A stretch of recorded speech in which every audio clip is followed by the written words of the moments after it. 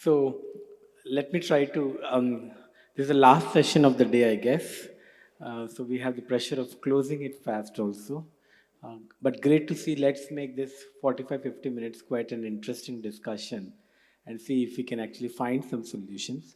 I'm not going to run the stats, but we all know India's electric mobility journey is we have more than 1 million two wheelers, more than 1 million three wheelers, close to 7,000 electric buses, maybe close to some 100,000 electric cars. There's both public infrastructure for charging in place, and much more is going on. FAME 1, FAME 2, PLI schemes we have. We also have PLI schemes for advanced chemistry cells. We also had battery waste management rules that came up in 2022. There has been Prime Minister's electric bus scheme that was launched last year. There's a conversation around FAME 3 policy that is being talked about right now. There is various numbers. I also recently saw an article where in Business Standard, where there's plan to expand to 800,000 electric buses or 8 lakh buses, right? This was as recent as last. And we also know that India's EV journey started off primarily with two wheelers, three wheelers, and buses. There's also thinking around how do we decarbonize the freight sector. Although it occupies 3% of the total number of vehicles, it contributes to almost close to, again, varying statistics, anywhere between 40 to 60% of the emissions. So this is the context I'm setting. I would also like to take the format I was thinking is why don't we Param we start with you all, and what I want to do in your introduction is what are you all working on in the EV space, because then I can focus my questions specifically on what I want to actually get out so that the audience also understands what they would want to know. In the end, I'm also going to ensure that you all are awake and you have been listening to this panel. So I'm going to come back to you guys and also have the opportunity to you, all of you, to ask the questions back to the panel. So let's do the justification to make it as interesting as panel and let's not make it just a monologue. So Param, and I would say in 30 seconds, what are you focusing in the EV space specifically? Audible? Thank you for having us, first of all. So we are focusing our efforts on two-wheeler mainly. Um, our entire format is how to deliver value to the last man, who is the rider, right? Every company depends on the rider eventually, whether it's Amazon, Swiggy, Zomato. So how do we deliver value to the rider? How do we deliver good quality vehicles, like I was hearing Mr. Mukherjee and also Mr. Abhijit here. How do we reduce dependency on government support, and how do we uh, accelerate the adoption of electric two-wheelers? Economically, it is viable. It's very clear. Even after reducing the subsidies, the sales are not dropping. So it's evident, but still there is a lot of work to be done. So we'll discuss more, but our focus is electric two-wheelers. Two wheelers, great. Mr. Shushant? Good evening, everyone. First of all, this is a very wonderful session going on here, and I wish the organizer all the very best for such a nice conference. See, we are into a business of converting e-mobility into mass mobility by providing reliable, sustainable, and affordable products and services. Right now, we are manufacturing electric two-wheelers, and this is how we are going on. So, as the session progress, maybe I will elaborate more on the topics. Specifically, what into two-wheeler Electric two-wheeler bikes? bikes, Okay. yeah, product. Prakash, yeah. Hi everyone, Ankit this side. I lead the venture investments for Cummins in India. So it's a typical corporate venture capital arm, primarily focusing on the startup investments.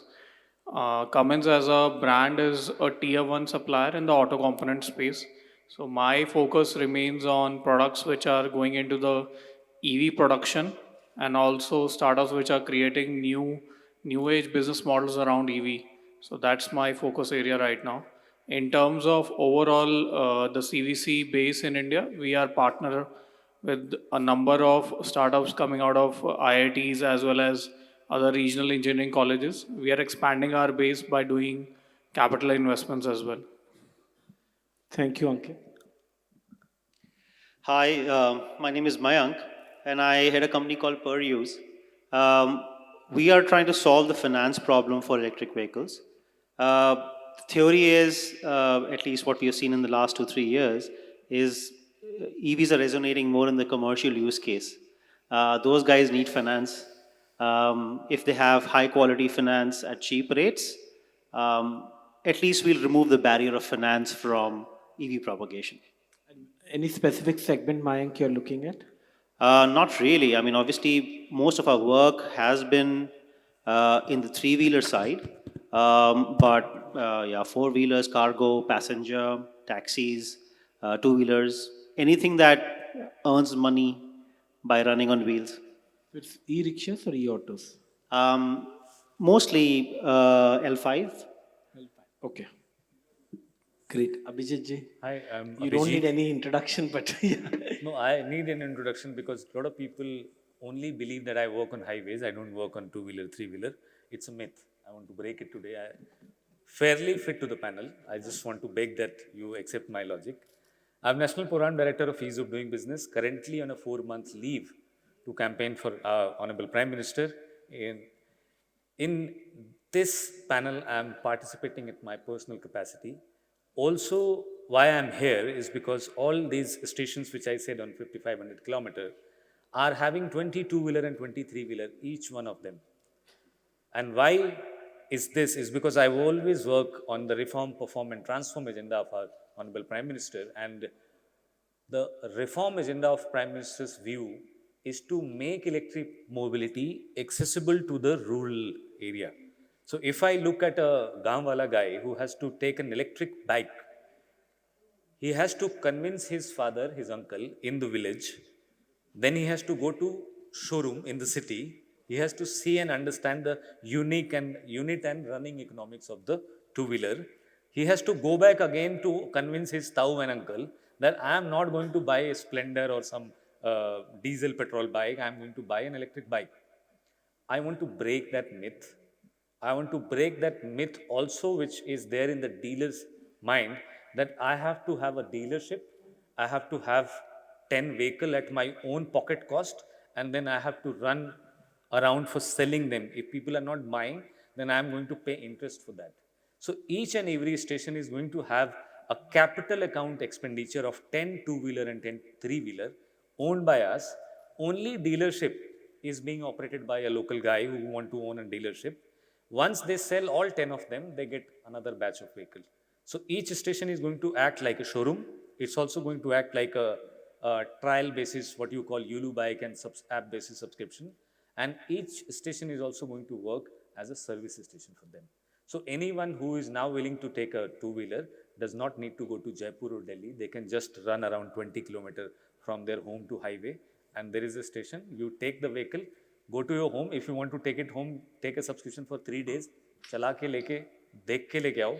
And third day, when you want finance, we have 3 banks sitting there on each station to give you finance who are locally knowing you and who has a hold of local economy.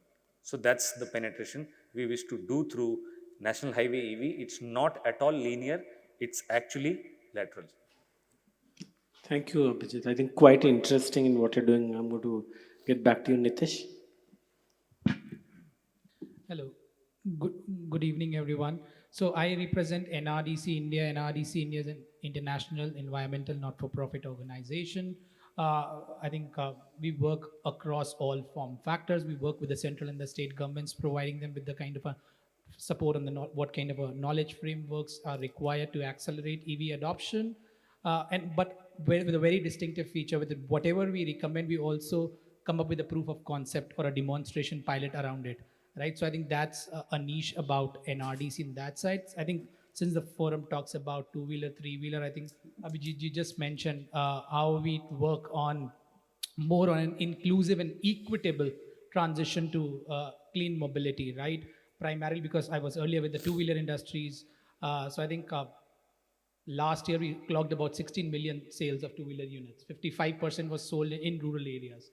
And that's where NRDC, I think a couple of months, piloted first of its kind rural e-mobility intervention pilot along with women entrepreneurs in ground working out a financial model with the developmental banks like SIDBI to help accelerate, so that the Bharat side of it is also a part of those vehicles. Because what also hearing that cities now wants to set up targets to go 100% electric, and for an Indian vehicle never dies, right? So it should not happen that the rural areas becomes the dump yards of those old polluting vehicles. So I think just wanted to more of an inclusive and a just transition approach to EVs as well. So I think that's where we are working on, and happy to share more on it.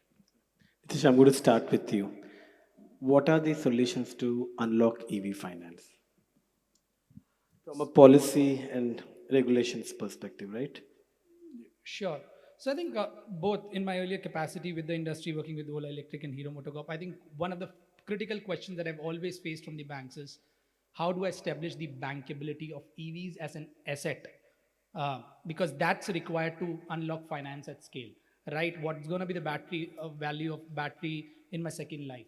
You can't put a sticker price. So there needs to be, so I think at one, I see there is a knowledge gap which needs to be filled along with industry, government, and the CSO's participation is how do we come up with those kind of knowledge framework, parameters that OEMs can leverage that, boss, once my battery is reaching end of life and I surrender it back to the collection centers or the dealership centers, this is what I'll get back, right? And then what is the value of the recycling? So I think the problems, I think I'll take a one step back again. What are the 5 problems?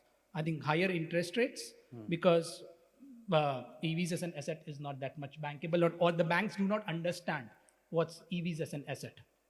The lower loan to value ratio, because EV customers are required to pay an upfront price of down payment of 20% minimum, 25-30%.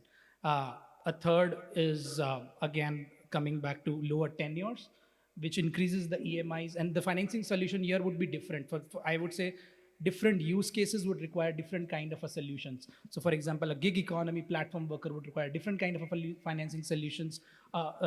Financing solution required in rural areas would be much more different. So I think these, and we need to solve at each of these stages. In terms of the regulatory interventions, I think one, we have been hearing that a risk sharing facility would help in terms of bringing down the interest rates or the EMIs for the end customers, and provide more and more banks coming in offering them the exclusive EV range products.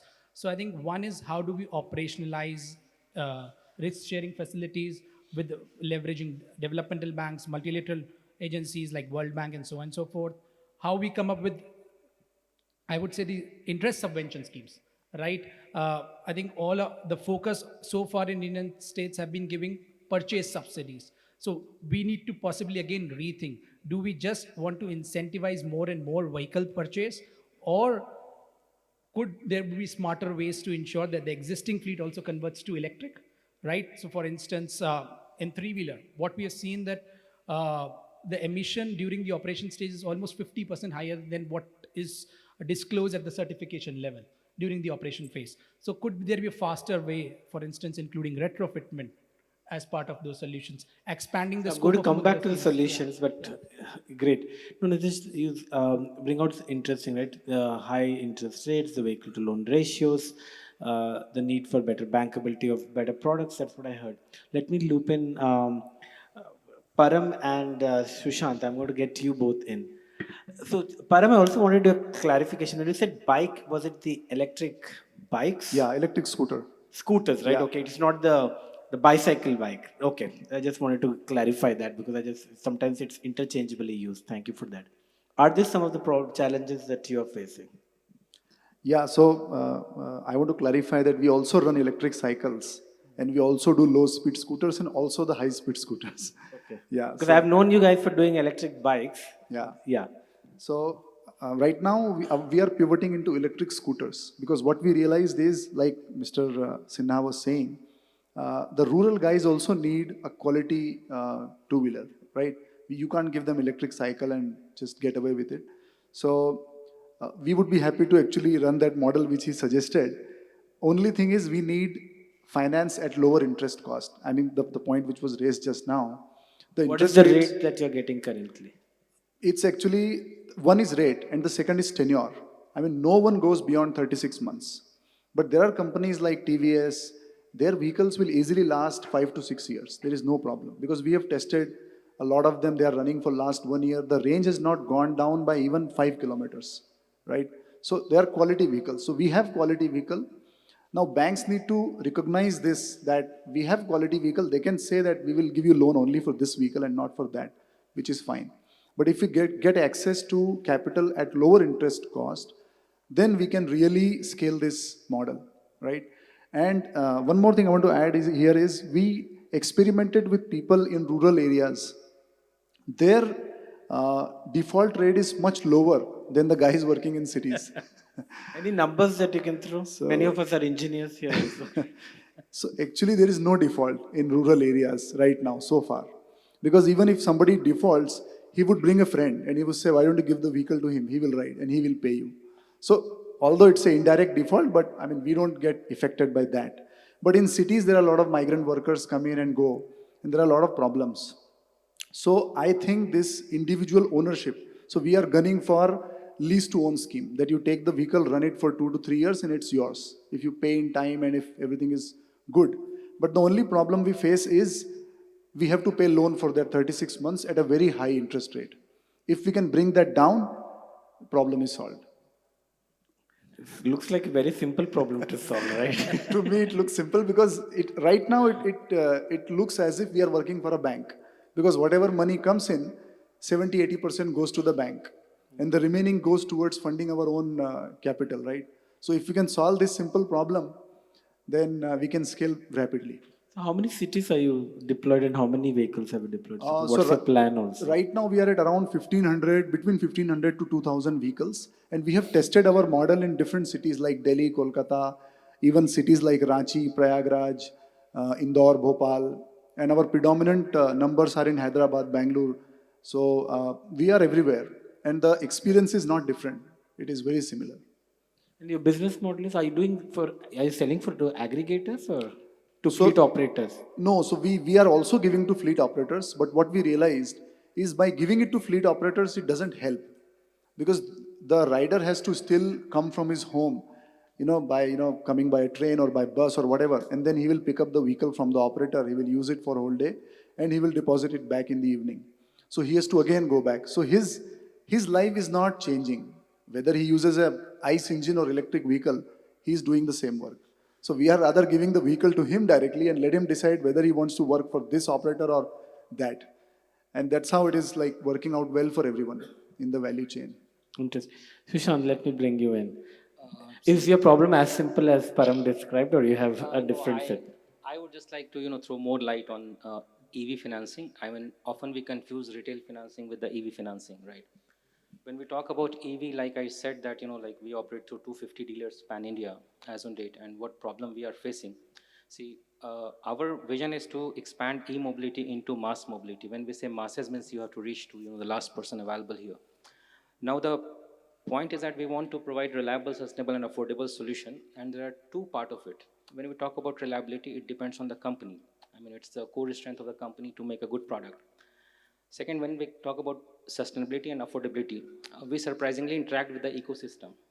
Okay, and when we talk about ecosystem, we find that there is upstream supply chain and there's a downstream supply chain. When we talk about upstream supply chain, there are suppliers, manufacturers, those who need a lot of motivation, investment and financing to make the EV components. Then when we look at the downstream supply chain, then it is even more complicated. We need to get a dealer who will deal with the product. Then we need to get a buyer who will use the product. Then we need some kind of a service agents, those who will service the product. And at the last, who will recycle the product. Now, all these people, once they think and they get associated with this vision of Prime Minister also to expand e-mobility into mass mobility, they need a lot of motivation, investment, and financing. And here comes the play that the financiers' approach till date is very, very, cautious towards the financing EV. So I will not talk about just retail financing, but I will talk in totality. My friend has said correctly that 70% of the profit belongs to bank because it happens at a different level. Now see, why government or the financiers, okay, should do this, okay. Actually, it is a win-win for all of us. For example, India is a very big market. I will talk about two-wheeler with a two-wheeler perspective. 19 million scooter, every year, okay, is a big business, and you see that by 70% will be converted to electric by 2028, because right now projected growth rate is around 49% year on year. Look at the volume, okay, once it, if it happens, okay, with lot of motivation of upstream and downstream people, okay, the government is going to win on the fuel imports, and which will shift the global power totally in our favor. So that is one which is their government to win, okay, that's why everyone is so much, talking about this point. Financiers, okay, the value of the automotive sector will be around 160 billion by 2028. So of course, it's a huge, huge, huge motivation to finance at a several level. Okay. Now you look at from that point of view that what, as a manufacturer, we are going to win.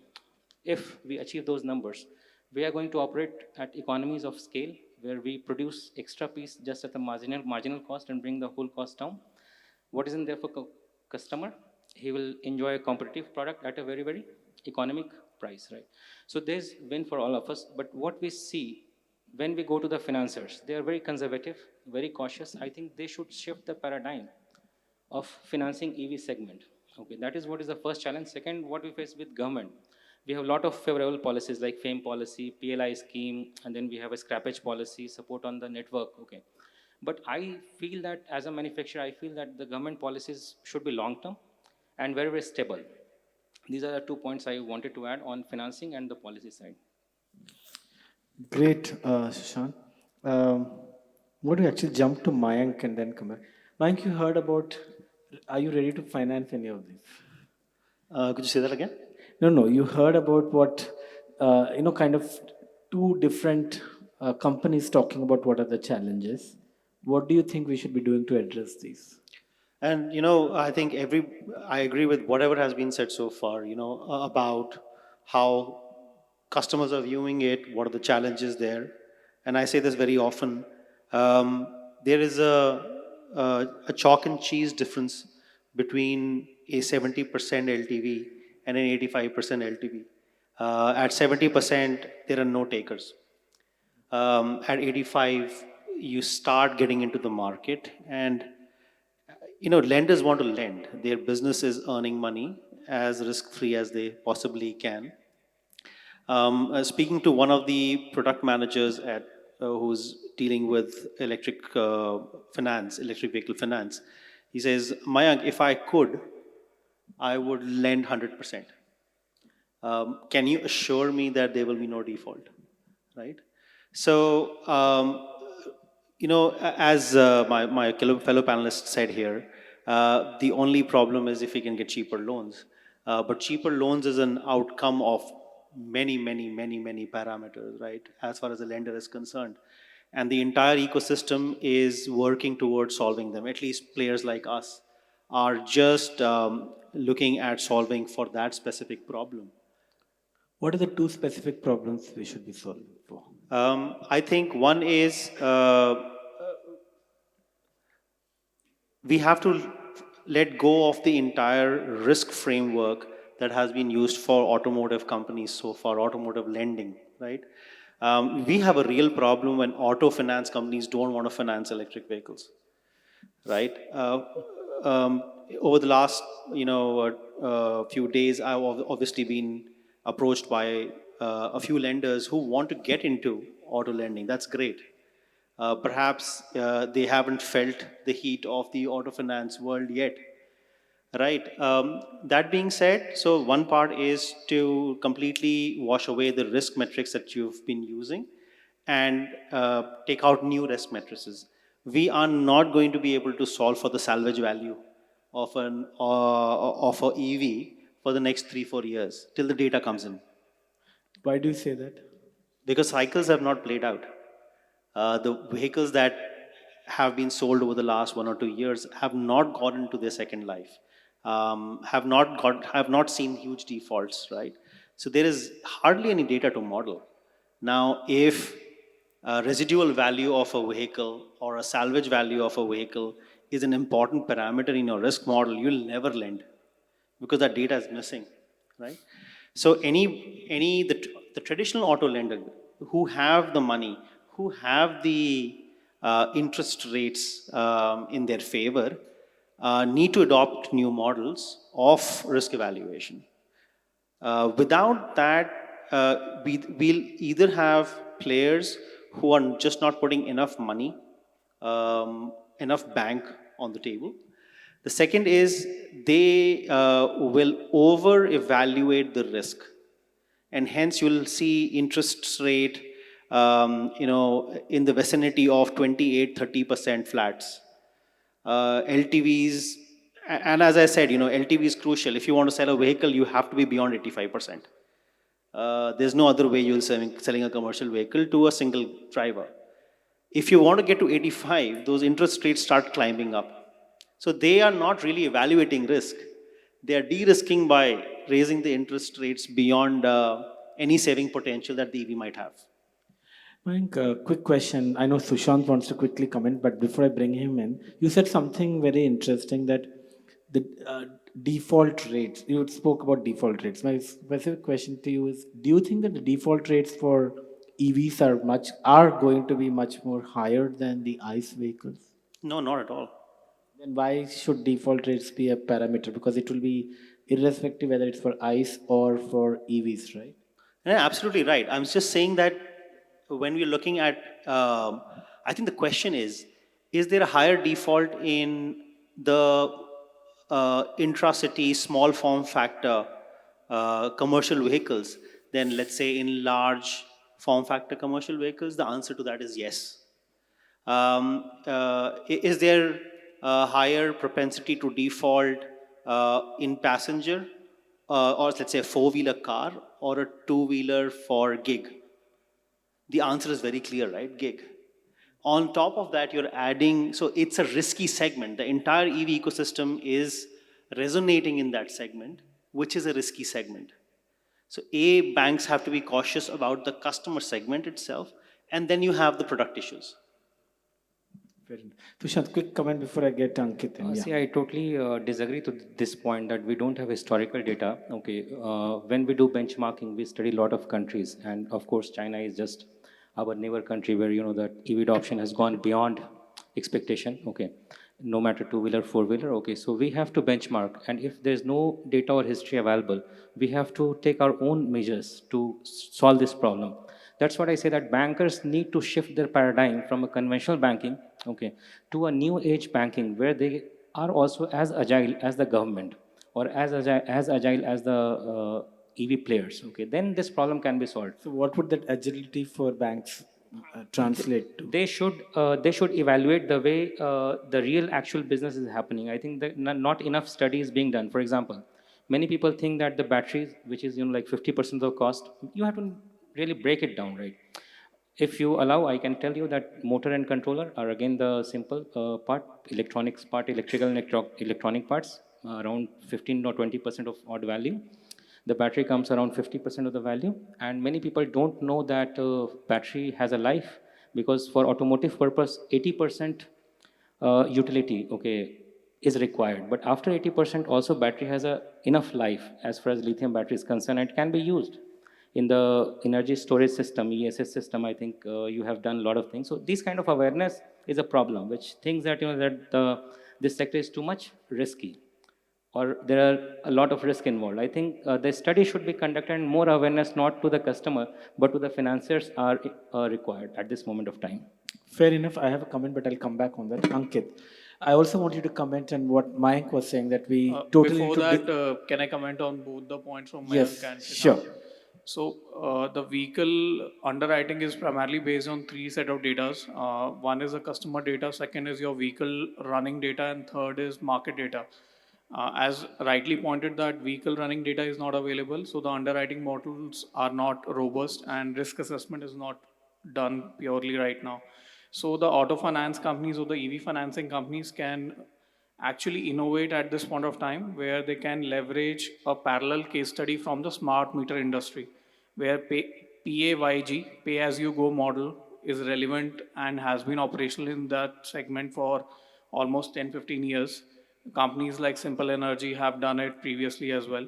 So lower per kilometer cost, which is charged to the consumers, can be levied to higher usage of EVs so that more and more vehicle data is created. And with more vehicle data, those underwriting models can be created and the risk assessment can be reduced going forward. So that's the idea while you innovate the business model altogether, where you promote more use of EVs. The more data is created, you will make more money out of the overall EV financing scheme. So PAYG is one model which is operational in at least African economies. So why not we learn from them and bring it back? So that's my actually solution to the existing problem right now in India. Quite interesting. What I'm hearing is you're saying that this will automatically anyway get solved. Are we saying at This least in will the smaller this segments? this will enable the banks to at least get access to the early stage data, because EV as a first life play, you need to overcome that first life play so as to recognize economies of scale, because your second life will be able to provide you supernormal returns. For achieving that, you need to at least achieve some form of a scale, at least on the usage front, which is missing right now, because people are buying because of the FAME subsidies and whatever incentive government is providing, either via the Delhi Financing Corporation or the Kerala Financing Corporation. But this cannot last, and this cannot make it more at least viable for the financing companies over a period of time. So you need to have a tweak in the model, at least from a usage perspective. Okay. Do you want to quickly comment on what Mayank said about a need for a, no, I'm still continuing with Ankit, on the need for a different risk assessment framework altogether? From a risk assessment perspective, right now mostly people are using the three set of data, because OBD devices are made in that front, because auto component companies are using either the consumer behavior data or the vehicle running data, and then they also have certain parameters which are linked with the usage of the auto components within that market. That helps the banks in order to decide how they will be using that in order to come up with the net residual value of the vehicle going forward. But EV is a vehicle, once it reaches to economies of scale, the second life will actually make the fleets get to supernormal returns. So for that, there needs to be a change in the previous set of financing mechanism or the underwriting models, where they take into account the supernormal returns from the second life as well, which is missing right now. So that's why the traditional banks are finding it difficult to finance this segment, and there needs to be a tweak in that underwriting model. And there is also a scenario where the NBFCs, like your Bajaj Finance and the other NBFCs which are coming up in this space, they are treating this as a consumer electronics play or a consumer goods play, which should not be linked. This is going to be more of a use case which is towards an asset which is oriented towards the use on the service front rather than the commercial goods front. Interesting. So need to move from this whole uh, commercial to service model is what you're suggesting. Yeah, service model is a better approach for EV, because at least it will incentivize the users going forward. Fair enough. Abhijit, you heard the whole panel, and I wanted to really I actually don't want to interrupt, but please, yes, what is your question? no. What I wanted to understand from you is if any comment that you want to make on what you heard from the panelists and See, the one comment I would like to make is if I would have been sitting in the audience, I would have been clapping for the conversation they have done. Definitely very, very wonderful conversation for the financing and the policy side. I heard what is stopping us from unlocking finance. I heard what is the data requirement, and also we also heard one of the manufacturer who spoke that what is there on the table for this. But I believe there is something fundamentally wrong. And I particularly work on the fundamental reforms which we have to do. And what I believe is fundamentally wrong is if electric vehicle is what? Is a vehicle which runs on the lesser cost, right? It is not nowhere equivalent to diesel or petrol in cost, running cost. Maybe sometime your initial total cost of ownership is high. If a vehicle which is less in running cost, do we really need to push that vehicle in market and we have to teach people, we have to aware people? Just an example, maybe not a linear co-equivalence, commercial equivalence of when mobile phone came, what was the cost of mobile phone? Around 35,000 rupees? First mobile phone, first batch of mobile phone, BSNL introduced with Siemens. What is the cost of a vehicle today? It's 35,000 rupees in the starting segment. Did you ever saw government organizing a camp for calling people come and take mobile phone? Forget about your landline. They transited themselves. So if there is something definitely fundamentally wrong, this is why we are holding this conversation. I'm sure they are doing a wonderful conversation. They will reach to the solution in next 5 years, but unfortunately, nation does not have 5 years time. We have to find a solution, and that the solution is blended financing. You have gone fundamentally wrong in retailing of product. I have, wherever, whichever forum I have said, I have been badly trolled for this, both way, diesel petrol lobby also and the electric lobby also, that we should not have gone in the retailing, mass retailing, fitting our electric mobility vehicle in the people's pocket. We should have gone organizational and institutional. Every pocket, every organization who is an RWA or an apartment or a mall or an organization who is holding more than 10 vehicles, they all were supposed to do the transition first. The first leg of transition is not people who will be able to compare between a diesel car and petrol car.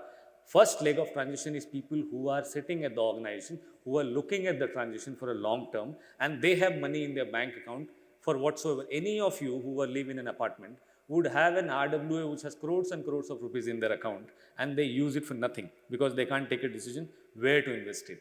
So my 2 cents to this is blended financing. What three of our speakers spoke, I'll be able to give answer in one example. We wanted to bring electric mobility fit to the pocket of fleet operators. So the idea of owning a vehicle is under question here. Why you want to own a vehicle when you can get a vehicle on subscription? This question is a question like tomorrow, 10 years back, somebody is asking me that if I don't have money, can I own a car? People will say, no, you don't have 10, 20 lakh rupees money, you cannot own this car. But bank came and they given you loan. So people who had 10 lakh rupees at their house and somebody who can take a loan, both were equal. They went to the showroom and they took the vehicle. So today, if we are saying that if you don't own a vehicle, still you will be able to use that vehicle as a service, mobility as a service, battery as a service. And we wanted to do this fundamental correction. We went to Ministry of Road Transport and Highway. In August, against all odds, I was standing with Niti Aayog to get this approval done from our Honorable Minister of Road Transport and Highway that a vehicle and battery can be sold separately. They both can be registered separately.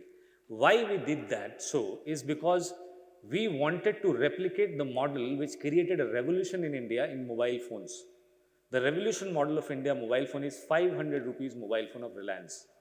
They given all of you a 500 rupees mobile phone without asking you to submit 28,000 rupees of a mobile phone transition fees. And today we have 800 million plus mobile phones. So if you are talking about a mass adoption, then we will have to take a step back to restructure our vitals, our fundamentals to offer that vehicle. And when we offered, then if I don't know, you got to see the presentation, not every vehicle with some fleet operator buying in NHEV is 30 to 40% lesser than the retail price. So necessarily they are only paying 60% of the vehicle, which is minus the cost of battery. Minus the cost of battery means they are buying almost close to the price of diesel. A vehicle which is 10% in terms of fuel, right? If I compare diesel and electric, what you use in a vehicle, 10% कम है उसका fuel, 10% का expenditure है और price हमने बराबर कर दिया दोनों का. So in subscription, if somebody buying a vehicle, look at the cycle of what my three esteemed panelists said. Fleet operator is only paying 60% and they are getting a monthly bill. What that monthly bill on an NHEV includes is number one, how much charge you have taken over a cycle of 30 days. Exactly like the phone bill. If you have taken a charge between Delhi to Jaipur, when you are taking charge, there is no QR code, there is no transaction. You can take charge from any of the charger, which is owned by NHEV. Usually we have one charging station after 60 kilometers. Second component of the bill is if you shut down on that highway due to any technical reason, we send you an automated backup to you within 30 minutes. It's a very big achievement of Government of India, National Highway, and also the team of ease of doing business, that if you shut down, we reach to you. You don't call us. You don't. We are taking all data from your OBU backed by two eSIM, primary and secondary eSIM. When you are crossing my charging station, your battery health, your battery charge, your state, your driving pattern, and how much kilometers left. So we reach to you, and if you use that service, then only you pay for it. It's like having an ISD in your phone. If you call Russia, then you pay. If you don't call, there is zero bill. Third is the component of 2 point. One, you did not pay 40% of your cost when you were buying the vehicle. So you will pay a small premium, but after earning from the fleet operation. Second, you have to generate a fund for the replacement battery, because I am running around 2 trips per day. So in next 2.5 years, my battery will be exhausted for mobility use. It will go for a stationary use. So somebody has to prepare a replacement battery. Otherwise, vehicle will be useless after 3 years. So you are paying that third component to create a database structure and a learning to, to bring a replacement battery which is higher in a specification, better into performance, and more into reliability. So these are the solutions which we managed to bring. And when we wanted to fund it, when we wanted people to own it, we clearly mentioned that nothing under NHEV you will be able to own other than a charging station. So if you want to own anything, if you want to invest into anything, all doors are closed.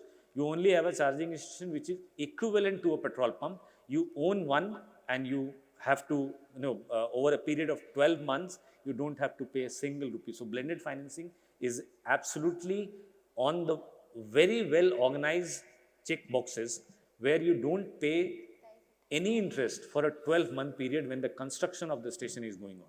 When a station is handed over to you, maybe a PSU, maybe a private company, you can choose between two of the options, whether you want to go for an 4-year EMI on interest, or you can pay back everything to bank at the same time when you are taking the handover.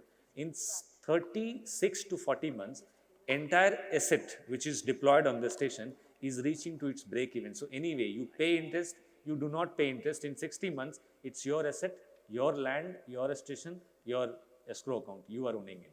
So these type of solution, I believe, where nobody own any vehicle, and you are getting a two-wheeler, you are getting a three-wheeler, you are getting a bus, and you are getting a self-drive car. Change of complete mindset, change of complete thought that I need to own a vehicle. Fantastic. Any comments from the panel before I actually ask questions from the audience? Yeah, Ankit. So one point just I wanted to add was, as a component provider, the replacement parts and this industry which is going to proliferate around the creation of EVs, that has to be regulated, and it has to be again brought under the, I would say, financing tools, where those substandard products be carved out, and at least the tier 1 suppliers or the quality products are at least promoted for the second life, because EVs, the benefit of EVs can only be realized in their second life, which can only be done with the replacement parts. So that point I just wanted to add as a point to Mr. Abhijit. Sure. Sir, I just have one point to add here. Like two-wheeler, four-wheeler, and buses are all different ecosystems, right? So when we talk about adoption of four-wheeler and buses, definitely the dependence on charging for infrastructure and other things are, it becomes a point of very, very high importance, right? But when we talk about the two-wheeler, for which, that the mass adoption we are targeting, okay, I think somehow in last 1 or 2 years, I have seen that in the name of range anxiety, people have started demanding very high range, which has, put the cost very high for the two-wheelers, right? Whereas as per Niti Aayog report, it says that the average running of a two-wheeler is 35 kilometers per day, right? If we look at it wisely, okay, market will find its own equilibrium, right? Because we are transiting from the startup phase of the cycle to the scale-up phase of the cycle, right? So a lot of the non-standardization of the product, okay, is going to go away, right?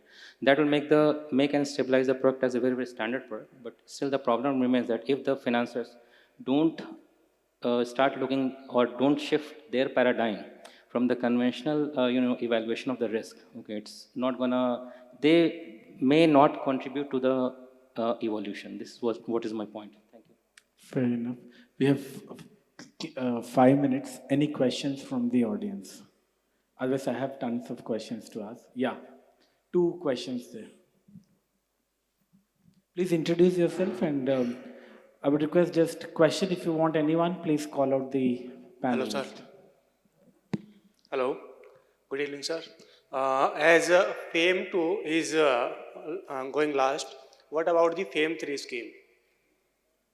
So you're asking about the FAME 3 scheme, right? Yes, Okay. yes. Back there, gentleman over there.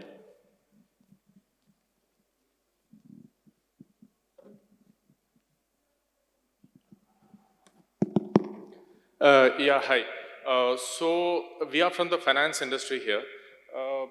I and my colleague, we represent Ujjivan Small Finance Bank. The sole purpose of coming here is to understand the changing landscape, the EV landscape, the battery financing, the change in the technology, right? So we have heard the panel, we have heard the people speak. They said the financiers have, limited knowledge due to which they are apprehensive. I heard somebody said that. So that's true. And so our apprehension comes from various factors. Like what Mayank said, the financing of a traditional vehicle involves a lot of factors. We look at the asset risk, we look at the customer risk, we look at the repayment ability of the customer, how much value we will derive if the vehicle is repossessed. So for example, I'll point out a particular question. I want your opinion on that.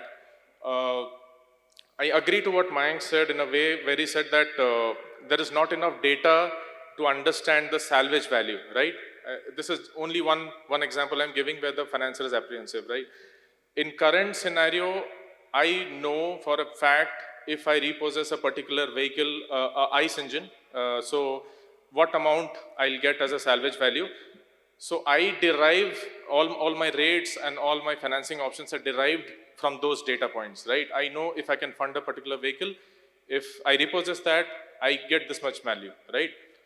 The apprehension related to the EV thing is that, let's say I fund a customer after 2 or 3 years, I have to repossess that vehicle.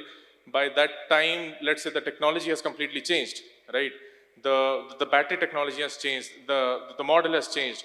And what kind of salvage value I get out of that vehicle becomes very difficult to understand right now. So I would like to hear your comments on that from the panel. So if you can throw some light on that, please. FAME 3 scheme, I'll just quickly respond. It's a work in progress, so we will hear whenever the government announces. On the second question, anyone, Mayank, you want to take up, or Ankit, anything, or anyone for that matter from the panel?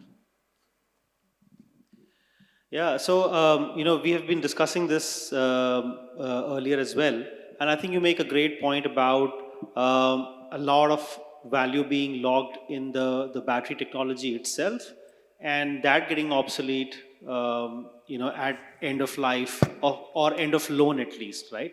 Because a lender's perspective is only till the end of life of the loan tenure, right? That's the key here.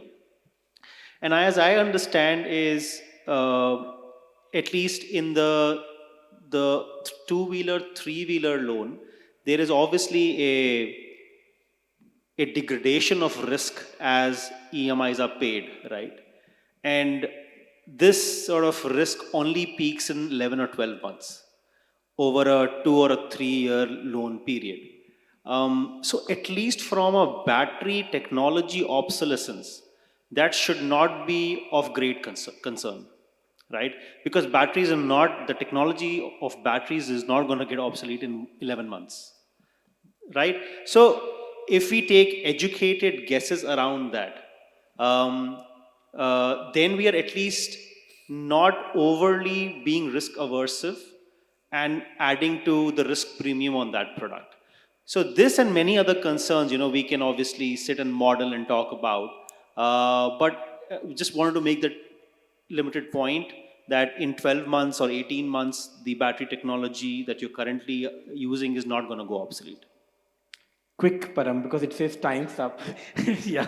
No, I'll give a very straight answer. You can divide, like Mayank was rightly mentioning, battery and the vehicle.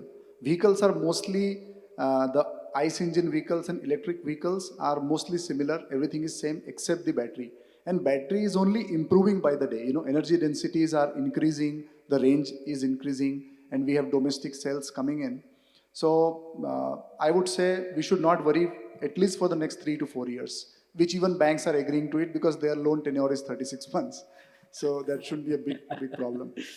Great. I think, yeah, Just Vijay, one point I wanted to There's add. one more question you can take, and maybe then we can have a discussion. I don't know. I would need to know from the organizers if we have another 5 minutes, but quick comment, Ankit, and then Yeah, up. just one point. When you're doing the risk assessment as well as underwriting model, sum of parts approach is a better way to do it. As everyone pointed out, that you take the battery out of the system, you check the other components as well as the type of the body of the vehicle as well. So you can do sum of part approach while valuing that vehicle, and there are enough mechanism to do the valuing of any asset. So that's a better way to arrive at the net residual value. So that's a simple mathematical structure which you can use, but that's the only way you can do a maths around this consumer good type of a sector. Last comments. Yeah, That's what Sushant. my point was that for two-wheeler, four-wheeler, and buses, the ecosystem has to be different, right? And the the listeners and as well as the speakers agree to this point. I mean, complexity reduces, okay, and the adoption increases very fast. Two-wheeler has the potential to reach to the last person available in the country, right? And I think we all should think that how we make it happen. Thank you. Fantastic. after Anything? Nitish, after Nitish. Nitish. So I think just to sense, I think we heard lot many things on data being not available. How do finances underwrite the risk? And I think, but what I think I'll just share one of the initiatives that we have taken. I think the quality two-wheelers have been there in India for more than 8 years, right? So there is one set of fleet that for which the data is there. So for instance, we are working with Ather to come up with the kind of a parameters, sharing with the State Bank. I think this is just a collaboration with State Bank of India where we are sharing it just to make the asset more bankable. So I think that set of data is available. But having said that, I think a lot more to do. Fantastic. Abhijit, last words to you. I think something did not work one way, so let's try it other way. You have been financing vehicle somehow in last 10 years, and then we also tried to finance infra a little bit. Charger भी लगाना पड़ता है साथ में. Try to fund it other side. Fund infra, look at it as an asset, then fund vehicle along with this. So if you have funded metro, if you have funded transit, railway transit, anything which is of a mass transit system, if you look at the growing economy from conventional railway to we move to metro, metro is very expensive affair. Per kilometer it is into crores. We are funding them or not? How are we establishing the need? How are we going to pilot? Is all data based, but are they data based on the individual uses? Individual person, which is a retail market, is a very volatile user. You have to look at that if I do not work or change this particular way of transport from this much people from point A to point B, they are going to go through these means, which is creating an emission. So let's fund on the other way, which is now, I think, all London has started doing it and Europe has also started doing it, is low emission zones. So let's start working on the way we worked on the special economic zone, SEZ. These low emission zones would be able to give you a complete database.